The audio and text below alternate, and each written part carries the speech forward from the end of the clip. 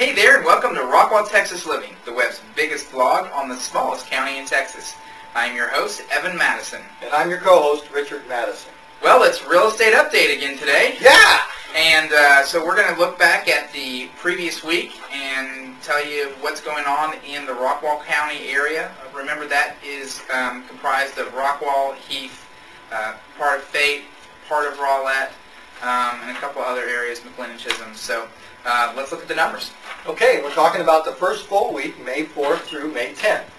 And you can see by our board here, we have five different areas where we have prices of homes 0 to 120, 120, 150, and all the way up over 400,000. And we can see here that out of the listings that are available, 646 listings, which is pretty comfortable and pretty what we've seen regular for our weeks in showing you these stats so far. It's up just a little bit from last week's month review.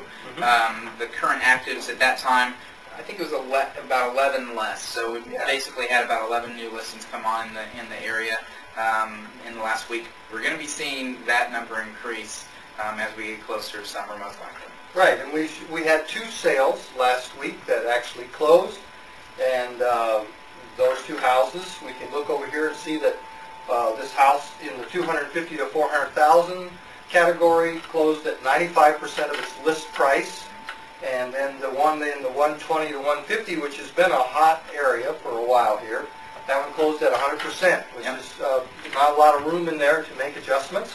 So closing at 100%, a little bit over it. There were some closing costs that were, I believe, paid for by the seller. Paid for by the seller. Right, right. So these were both on the market for quite a little bit of time, 139 days and 244 days.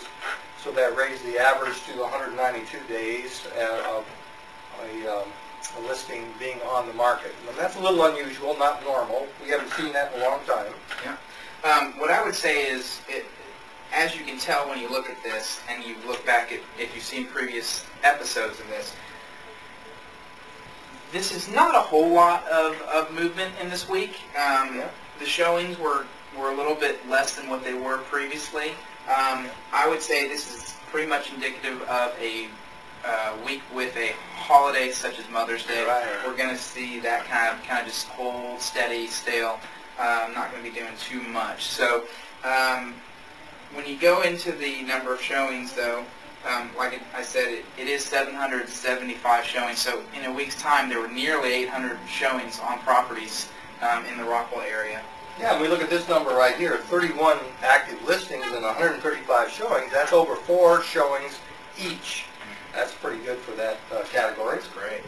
And this category of 0 to 120,000 homes in that price range, it's still somewhat of a seller's market transitioning, it's transitioning into a seller's market. So we have it kind of right there in the middle, and then everything else that we have right here is a buyer's market still. Right.